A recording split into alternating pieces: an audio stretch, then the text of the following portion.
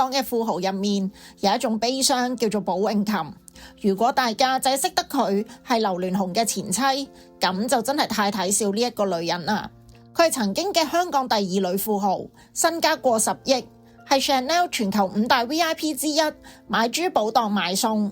佢試過聯同埋阿哥一鋪股票就勁賺1.3億，但係喺風光嘅背後呢，佢係一個離咗婚5日就證實患上咗癌症嘅病人。佢係一個俾最美港姐打電話去用粗口問候娘親嘅受害者。佢甚至喺臨終之前同一個過氣嘅 DJ 搞出咗一場涉及39條底褲嘅世紀罵戰。好多人都會問，點解一個咁叻嘅女人，人生嘅下半場會搞成咁？Hello， 大家好，我係 Emily。由今集開始，我哋會深入探討另一位香港富豪劉鑾雄大劉嘅不同故事。如果你哋係第一次接觸我嘅頻道，就記得先訂閱我嘅 channel， 咁就唔會錯過任何一個精彩嘅豪門故事啦。今日就等我同大家由頭到尾，將呢一本豪門恩怨錄逐頁撕開嚟俾大家睇，大家就會發現，原來所謂嘅神話，往往都係用女人嘅血同埋淚去寫成。故事要由70年代講起，嗰陣時嘅大劉同埋寶詠琴喺加拿大度留學，兩個都係窮學生。寶詠琴要送外賣賺學費，而大劉屋企雖然係開風扇廠，但係都唔算係大富大貴之人。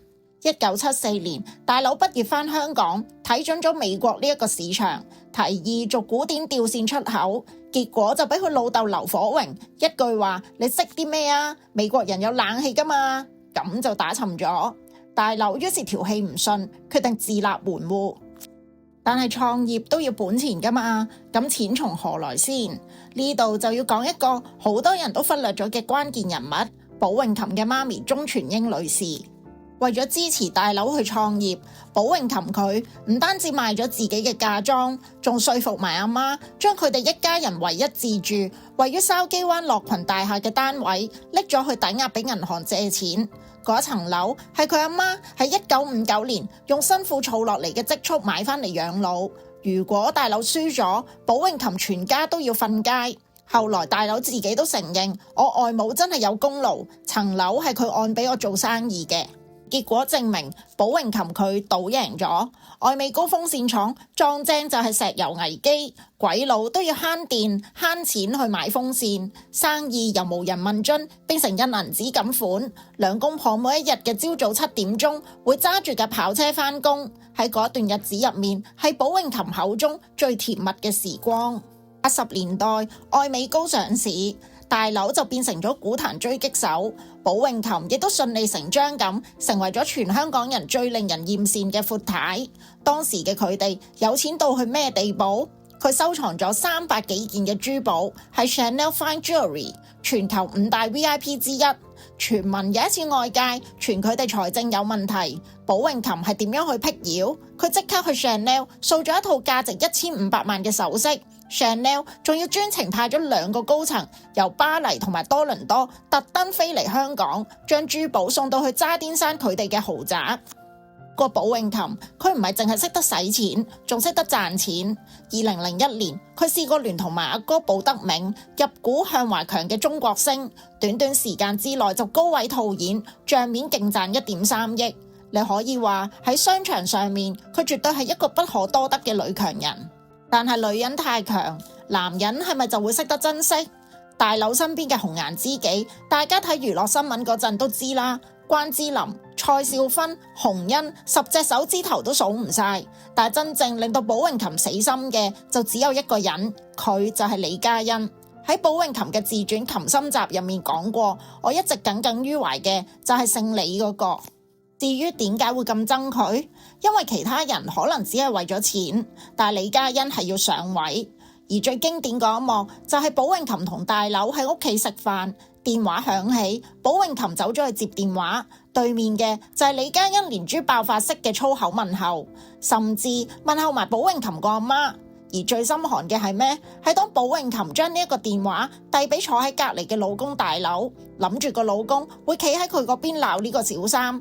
但係當大劉接過個電話，佢竟然係若無其事咁，甚至係笑騎騎同對方去打情罵俏。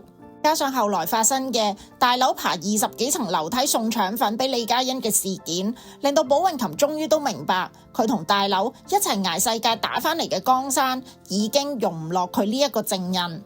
1992年，寶詠琴佢堅決要離婚，雖然分到傳聞嘅10幾億身家，成為咗當時香港排名第2嘅女富豪，但係喺呢個時候，上天就同佢開咗一個最大嘅玩笑，離婚只係僅僅嘅5日，佢去咗做身體檢查，醫生就宣判係乳癌。大家試諗一下，啱啱先至重獲自由身，又要開始打另一場嘅仗。佢做咗足足6個月嘅化療，皮膚燒傷咗，頭髮亦都甩晒，聲音亦都變得沙啞，好唔容易先至好返。但係到咗1995年，又證實驗出咗肺癌，佢需要去美國做骨髓移植，過程痛苦到佢形容係生不如死。而喺呢一段抗癌嘅期間，大樓雖然都有去探望佢，但係換來嘅只係更多嘅無奈。可能係因為佢知道自己時日無多，寶詠琴晚年嘅感情生活可以用豁出去嚟形容。首先就係蕭永豐呢一位公子哥兒，係建築商蕭漢森個仔，但係佢老豆當年捲入過26座公屋危樓嘅醜聞，坐過監，變得家道中落。蕭永豐自己做生意又優柔寡斷，公司搞到差啲要執笠，最後係寶詠琴入股救佢。而大樓亦都係因為對前妻嘅愧疚，都將生意批俾佢做。可惜呢一段嘅感情最後因為性格不合而無疾而終。跟住落嚟嘅就係最爆嘅洪朝豐。1998年，寶詠琴同呢一位4大癲王之一嘅 DJ 撻着，兩個人愛得高調，互相會叫寶寶、豐豐，仲有嗰一個令大眾都毛骨悚然嘅世紀之吻。不過唔夠11個月，兩個人就反面，爆發咗世紀罵戰。洪朝豐公開向寶詠琴追債，列出咗一張極度之露骨嘅清單。雖然坊間流傳金額有唔同嘅版本，但係嗰一張清單先至係內容嘅重點。除咗錢，竟然仲包括39條底褲同埋2張嘅3級 VCD。洪朝豐講一句金句：我係潮州老虎，我一隻手指就可以捽死佢。當時真係震驚全香港。一個曾經咁高貴嘅女富豪，就俾呢一個恐怖情人搞到咁難堪。除咗同洪朝豐嘅罵戰，寶詠琴臨終之前仲做咗一件事，就係寫自傳《琴心集》。佢喺報紙嗰度連載，大爆大樓嘅風流史同埋家事。大樓當時好嬲，甚至開記者會去反擊，話寶詠琴佢講大話。大樓當時亦都講咗一句金句：拉登都想同布殊做結拜兄弟啦。意思即係話想我同佢好返，難過拉登同布殊做兄弟啊！可想而知，大樓當時係有幾咁憎佢。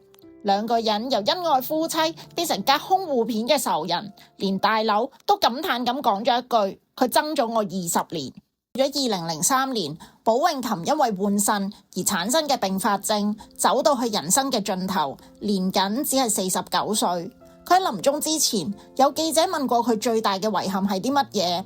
一個坐擁幾十億身家、贏過商場、鬥過小三嘅佢，講咗一句令我哋全香港都好心酸嘅說話。佢話：我最大嘅遺憾係冇影過一張齊齊整整嘅全家福。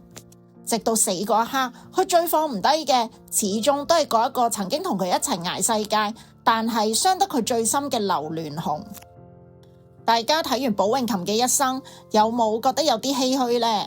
佢證明咗我哋女人可以好叻，可以白手興家，亦都可以富甲一方。但係喺傳統嘅豪門遊戲規則入面，佢始終敵唔過色衰愛弛呢4個字。如果可以揀多一次，你估佢會唔會寧願住返喺筲箕灣嗰一層嘅舊樓，同老公仔女平平凡凡咁食花餐安樂嘅茶飯，都唔要呢一啲所謂嘅榮華富貴？睇完呢一個故事，唔知大家又有啲乜嘢睇法呢？歡迎留言話俾我聽。如果你哋中意今集嘅內容，就記得俾個 like 同埋 subscribe 我嘅 channel。下集我將會繼續揭秘更加多劉鑾雄嘅故事。多謝晒收睇，拜拜。